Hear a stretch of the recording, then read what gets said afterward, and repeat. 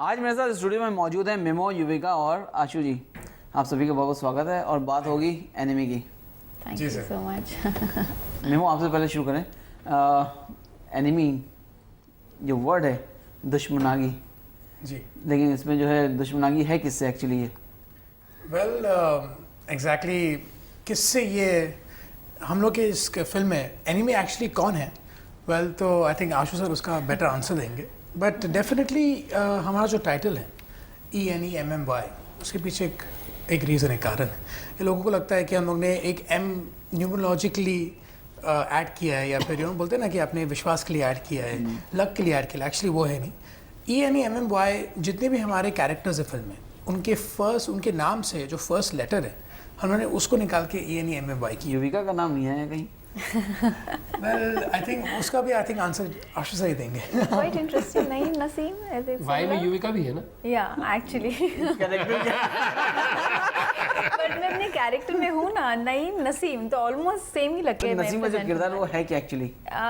ये एक बहुत ही सपोर्टिंग वाइफ है, मिडिल क्लास मुस्लिम वाइफ, जो एज़ यूजुअल आप हर जगह हर फैमिली में देखेंगे कि वाइफ कैसे अपनी पूरी फैमिली को सपोर्ट करती हैं मेंटली, और कैसे so she is actually playing a strong emotional part. आप फिल्म में देखेंगे। I am very proud to be a part of this film. I think मेरे लाइफ में one of the best performance I have given. कटाक्ष है कि एक narration है, क्या इसको माने हम? दोनों है, कटाक्ष भी है, नरेशन भी है, कमेंट भी है, एक पॉइंट ऑफ व्यू भी है। अब दुश्मनी अगर आप कहना चाहते हैं, दुश्मनी नहीं है खैर, लेकिन हमारे दुश्मन सिस्टम हो जाता है, हमारा दुश्मन सिचुएशन हो जाता है, हमारा दुश्मन जो है वो एक कोई इवेंट हो जाता है, कोई एक शख्स होना ज़रूरी नहीं है। अच्छा, ये बताएंगे दादा साथ में थे जी। तो जब सेट पे पहला दिन था तो क्या नर्वस थे आप?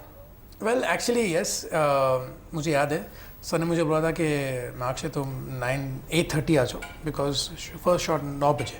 तो मैं तो फुल जोश में था, फुल हैप्पी था कि चलो आज पहला दिन है। मैं पहुंचा और सर ने मुझे स्क्रिप्ट दी, उन्होंने कहा ये तुम्हारा सीन है। तो बोला सर ये सीन डैड के साथ है ना? बोला हाँ यही तुम्हारा वो सीन है। और उधर जो मेरी जो हालत हुई वो एक नमनेस हो जाती है ना, घबराहट से कि मैं कर पाऊंगा कि नहीं, क्योंकि फर्स्ट डे है और बहुत ही इंपॉर्टेंट सीन था फिल्म में, क्योंकि दोनों का एक कन्फ्रंटेशन की तरह है। ऑफ कोर्स जैसे अब वापस I am gonna point at him, वो थे, डैड ने भी बहुत हेल्प किया, like in his own way. ऐसा नहीं कि उन्होंने छूट दे दी कि हाँ जो करना है करो। He was a professional. Sir बहुत समझा रहे थे, बिकॉज रिएक्शंस मेरे बहुत ज़रूरी थे उस सीन के लिए, एंड लकीली पुल्ड ऑफ हो गया, पास मार्क मिल गया। तो जो प्रोमोज दिख रहे हैं, प्रोमोज में ये कैरेक्टर्स ही नजर आ रहे हैं पूरी तरह से, तो कहीं कुछ डर था, कुछ था कि सारे कैरेक्टर्स तो शायद दिमाग वाले लग रहे हैं, इसमें जो स्क्रिप्ट है उसमें कुछ करने को है भी कि नहीं है? ऑनेस्टली और वाकई में है कुछ करने को बहुत? आई थिंक मेरे हिसाब से पूरी फिल्म में आने के बाद, अगर आप पूरी फिल्म में नज़र आ रहे हो और फिर भी कुछ नहीं करने को मिल रहा है, तो उससे ज़्यादा अच्छा मैं मानूंगी आप जितने वक्त के लिए आओ अपना इंप्रेशन छोड़ के जाओ। तो जो वक्त मुझे मिला है और मैंने उस वक्त का पूरा फ़ायदा उठाया, पूरी मेहनत करके। और मेरे again my director, my sir, he is given me boost to this character, जिसमें एक्चुअली कैरेक्टर में इतनी जान निकल के आई है कि I am proud to be a part of this film. I think बहुत कम लोगों को मौका मिलता है इस तरह के किरदार निभाने का, एंड या आई am very proud. I don't think so कि मुझे कोई शिकायत है या कुछ है। क्या कोई दर्द महसूस हुआ पुलिस इंस्पेक्टर का, जो रियल लाइफ में कॉप्स हैं उनका कोई दर्द है? नहीं, ऑफ कोर्स ये जो फिल्म है एनिमी है, हम लोगों ने कॉप्स पर इसलिए बनाई है बिकॉज आई थिंक हम लोग को ये क्वेश्चंस बहुत बार हम लोग को आस्क किया गया है कि is it an action film? Yes, action है, अग्री, जैसे आप देख रहे हैं प्रोमोज, एक्शन है, बट ये एक ह्यूमन फिल्म है। बिकॉज हम लोग ने नॉर्मल लोगों की लाइफ से इंस्पायर होकर ये फिल्म बनाई है, बिकॉज हम वो दिखाना चाहते हैं कि यस, जस्ट बिकॉज ये फिल्म है इसका मतलब नहीं कि सिर्फ डिशम करके हम लोग के हीरो सुपर हीरोज हैं उन लोग कुछ भी कर पाएंगे। नहीं, वो है नॉर्मल लोग, और उनके साथ उन पर क्या बीतती है, उन पर क्या गुजरती है, बेसिकली हमने वो दिखाने की कोशिश की है। मिथुन दा से बात हो रही थी, बता रहे थे, कह रहे थे कि उन्होंने बड़ा स्ट्रगल किया अपनी लाइफ में। आपको भी स्ट्रगल करना पड़ रहा है किसी भी प्लेटफॉर्म पे? जी, हमेशा स्ट्रगल, लाइफ पूरी ज़िंदगी स्ट्रगल है सर, क्योंकि अगर आप स्ट्रगल ना करें तो फिर वो कहते हैं ना कि प्रॉपर स्ट्रक्चर आपका बनता नहीं। एंड आई थिंक स्ट्रगल के बिना आई थिंक वो एक हंगर नहीं रहता अंदर, कि नहीं मुझे करके दिखाना है. So I think struggle is very very important to make a man. जो ग्राफ चल रहा है इस वक्त फिलहाल, उससे कितना मुतमईन है, कितना खुश है मेरे करियर करियर ग्राफ ग्राफ का?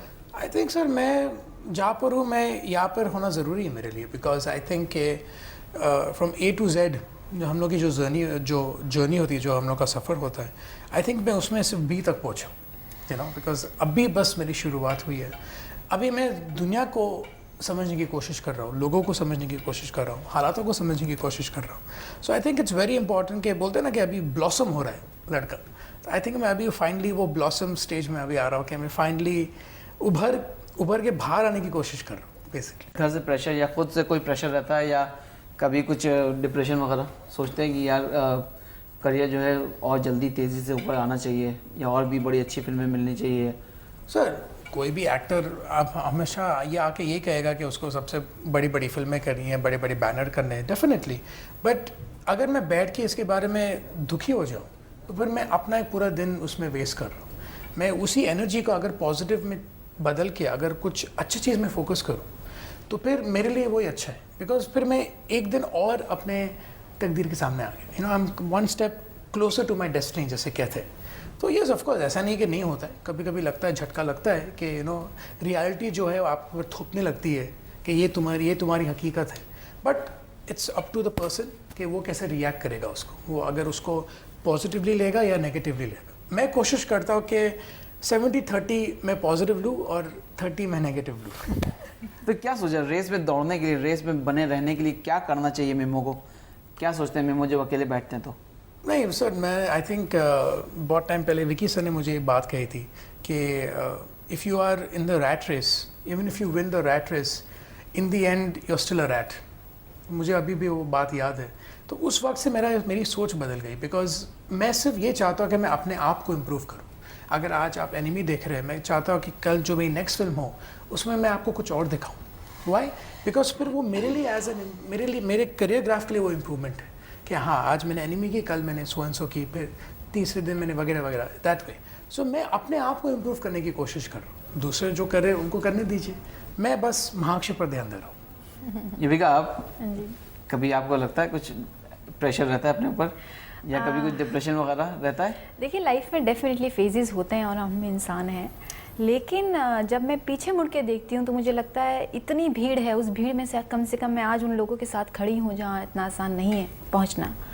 और ऑफ कोर्स सब लोग आगे देखना चाहते हैं, आगे बढ़ना चाहते हैं, लेकिन मैं ज़रूर एक सेकंड के लिए पीछे मुड़ के देखती हूँ कि ज़िंदगी में मैंने अचीवमेंट पाया है, और तब मुझे अपने आप पे खुशी होती है और अच्छा लगता है कि अपनी मेहनत से एटलीस्ट मैं यहाँ तक तो पहुँची. कहते हैं कि बॉलीवुड की चकाचौंध जो है, इसके पीछे बड़ा अंधेरा भी है, लोनलीनेस भी है. मानती हैं इस बात को? आई थिंक आप अपनी लोनलीनेस से अगर तन्हाई से दोस्ती कर लो तो आई थिंक आपकी लाइफ चेंज हो जाती है. And I have done that.